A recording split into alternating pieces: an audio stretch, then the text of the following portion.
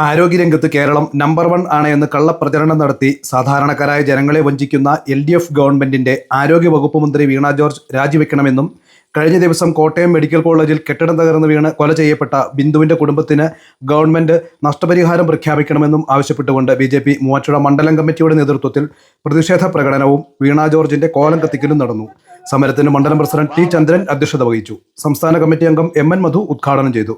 ജില്ലാ ജനറൽ സെക്രട്ടറിമാരായ Arun P Mohanan, Sooraj John, മണ്ഡലം ജനറൽ സെക്രട്ടറിമാരായ ശ്രീജിത്ത് നാരായണൻ, CV ജോണി, മണ്ഡലം വൈസ് പ്രസിഡന്റുമാരായ PK Rajan, B Ramesh Kavana, municipal സമിതി അധ്യക്ഷൻ അജി KA തുടങ്ങിയവർ നേതൃത്വം നൽകി.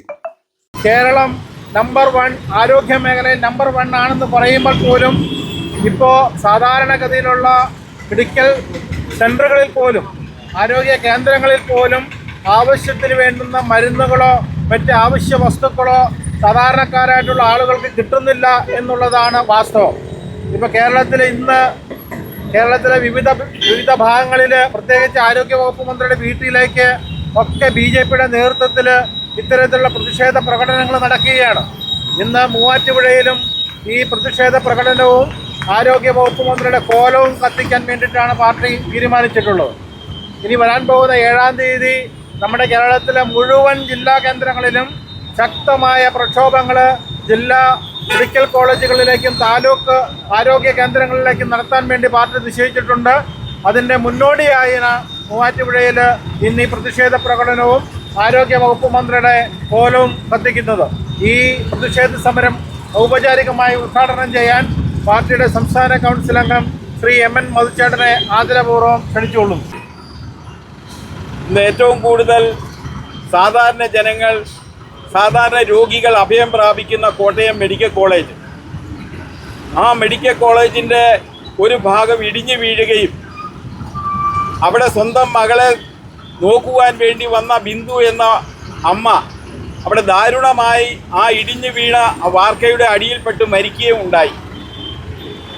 അവിടെ അവലോകന യോഗത്തിൽ പങ്കെടുത്തിരുന്ന ആരോഗ്യ വകുപ്പ് മന്ത്രിയും അതുപോലെ തന്നെ കോട്ടയം ജില്ലയുടെ അധിപനായിട്ടുള്ള മെഡിക്കൽ കോളേജിൻ്റെ അവസാന വാക്ക് എന്നൊക്കെ വിശേഷിപ്പിക്കുന്ന വാസവനും തൊട്ടടുത്തുണ്ടായിരുന്നു.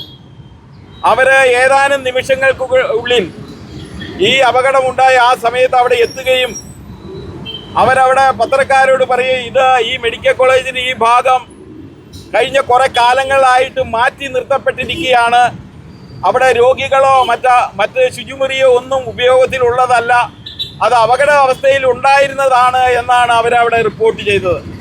പക്ഷേ ആ സമയത്തും ബിന്ദു എന്ന ആ അമ്മ അതിൻ്റെ ഉള്ളിൽ പിടഞ്ഞു മരിച്ചുകൊണ്ടിരിക്കുന്ന ഒരു സാഹചര്യമായിരുന്നു എന്ന് നമുക്ക് മനസ്സിലാക്കാൻ കഴിയും.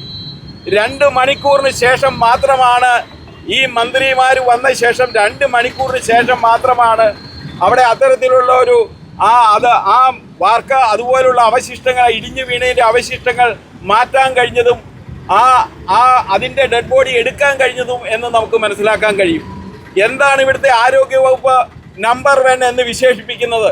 വിദ്യാഭ്യാസ വകുപ്പ് എന്താണ് ഇവിടെ കാണിച്ചുകൊണ്ടിരിക്കുന്നത്? ആ നിലയ്ക്കാണ് ഇന്ന് ഭാരതീയ ജനതാ പാർട്ടി ഇവിടെ ചന്ദ്രൻ പറഞ്ഞ പോലെ കേരളത്തിൽ അങ്ങോളം ഇങ്ങോളം ഇത്തരത്തിലുള്ള ഹീനമായ ഈ ആരോഗ്യവകുപ്പിൻ്റെ അശാസ്ത്രീയമായിട്ടുള്ള, അതായത് വൃത്തിഹീനമായിട്ടുള്ള ആശുപത്രികളും അതുപോലെ തന്നെ ആശുപത്രിയുടെ അപര്യാപ്തതയും അതിൻ്റെ ഓപ്പറേഷൻ ആവശ്യങ്ങളുടെ കുറവുകളൊക്കെ ഉണ്ടായിട്ടും നമ്പർ 1 എന്ന് വിശേഷിപ്പിച്ചുകൊണ്ട് നടക്കുന്ന ഈ സാഹചര്യത്തിൽ അതിനെ ചൂണ്ടിക്കാണിച്ചുകൊണ്ട് ഭാരതീയ ജനതാ പാർട്ടി സമരം ചെയ്തിരിക്കുകയാണ്. അതാണ് വകുപ്പ് മന്ത്രിയുടെ ഈ കോലം കത്തിച്ചുകൊണ്ട് ഇവിടെ വന്നിട്ടുള്ള എല്ലാ സഹപ്രവർത്തകർക്കും അഭിവാദ്യം അർപ്പിച്ചുകൊണ്ട് നിർത്തുന്നു.